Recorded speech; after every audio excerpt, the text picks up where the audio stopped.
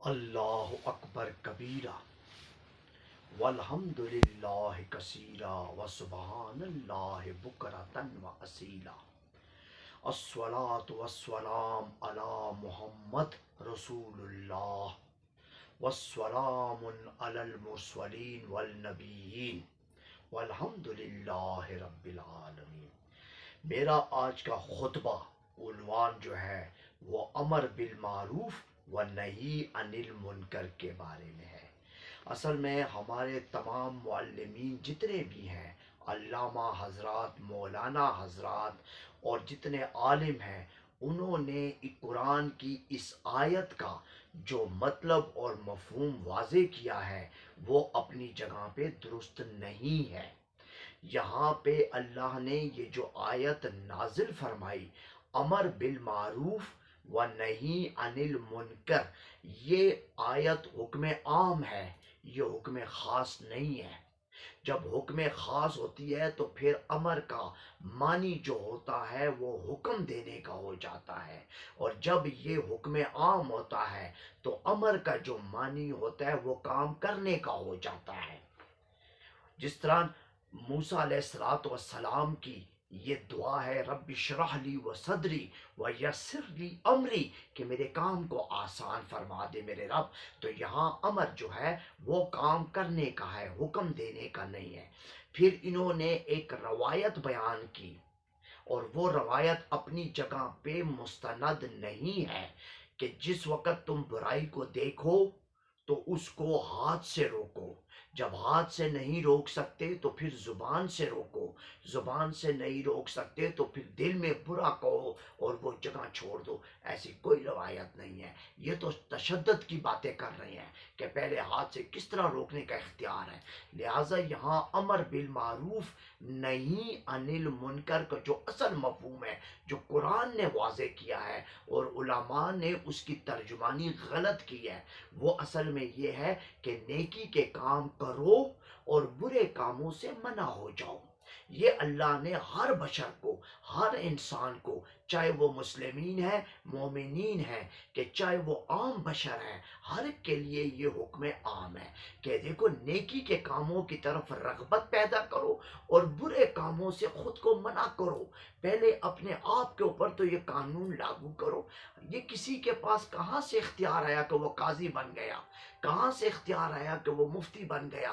کہاں سے اختیار آیا کہ وہ امیر بن گیا اور حد مقرر کرنے لگا کہ جو آدمی کوئی برائی میں جس کو دیکھے تو اس کو زبردستی روکے؟ نہیں، اس کو تلقین، پیار، محبت سے، اپنے عمل سے اس کو یہ ثابت کرے کہ ہمارا دین ایک سنہرا، خوبصورت اور پیارا دین ہے، اس میں نرم خوئی ہے، اس میں محبت ہے، پیار ہے، شفقت ہے، اس میں سختی نہیں ہے۔ لہٰذا تم میرے عمل کو دیکھو، مجھے دیکھو کہ دین اسلام کن کن باتوں کی طرف رغبت دلاتا ہے اور اس میں کتنے فائدے ہیں۔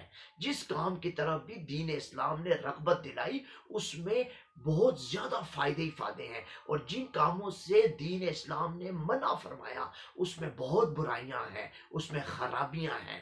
لہٰذا جب آدمی میں یہ شعور پیدا ہو جائے گا اور ان میں یہ بات آ جائے گی کہ اس کام میں نقصانات زیادہ ہیں، خرابیاں ہیں، تو وہ خود بخود اس سے ہٹ جائے گا۔ لہٰذا امر بالمعروف اور نہی عن المنکر کا جو حکم عام یہ ہے کہ سب سے پہلے آپ اپنے خود کی اصلاح کریں، ہر نیکی کی کام کی طرف خود رغبت پیدا کریں، خود اس کی طرف کوشش کریں، اپنی کاوشوں کو تیز کریں، اور جو برے کام ہیں ان سے خود کو بچائیں۔ جس وقت آپ خود اس سے بچیں گے تو فرد سے افراد بنتا ہے، افراد سے ملت بنتی ہے، تو ملت جو ہوتی ہے پھر وہ ایک قوم بن جاتی ہے، پھر ایک معاشرہ ترتیب دیتا ہے۔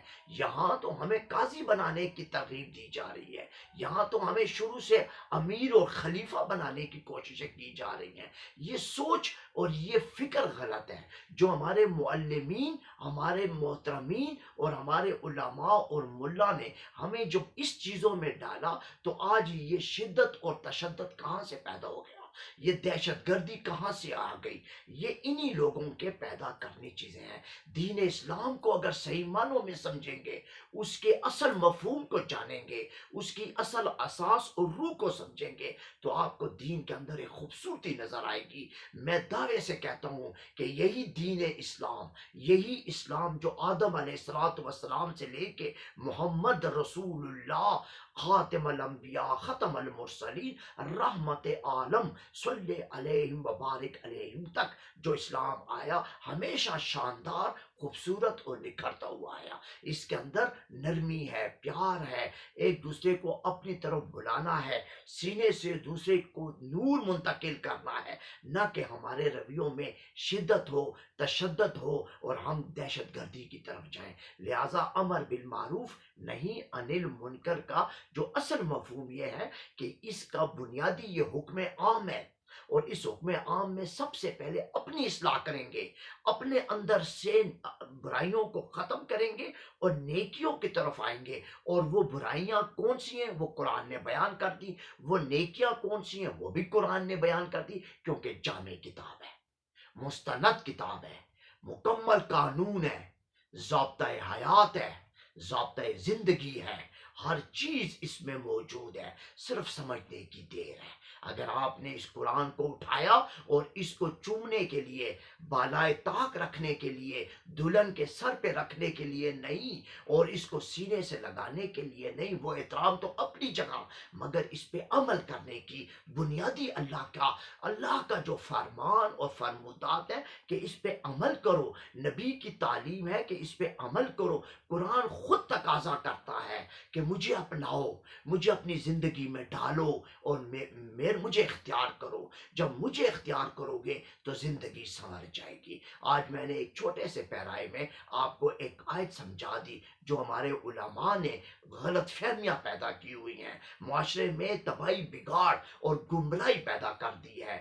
میرا ان سے کوئی ذاتی اختلاف نہیں ہے، میرا ان سے کوئی ذاتی اناد نہیں ہے، میں کوئی کدورت نہیں رکھتا، کوئی نفرت نہیں کرتا، میں فقیر ہوں، اور فقیر کا کام ہے سچ کو بیان کرنا، اللہ کے اس دین کو بیان کرنا جو نبی لے کے آئے، جو رسول لے کے آئے۔ بس میں نے یہی بیان کرنا ہے۔ میری بات کو اگر سمجھ گئے تو آپ لوگوں کی اس میں زندگی کی بھلائی ہے، آگے بعد جو قبر میں جاتا ہے اس کی اچھائی ہے، اور آخرت میں جب اللہ کے پاس پیش ہوں گے روز محشر تو سرخرو ہو کے پیش ہوں گے۔ وآخر الدعوانا والحمد للہ رب العالمین۔ السلام علیکم ورحمۃ اللہ وبرکاتہ ومغفرتہ۔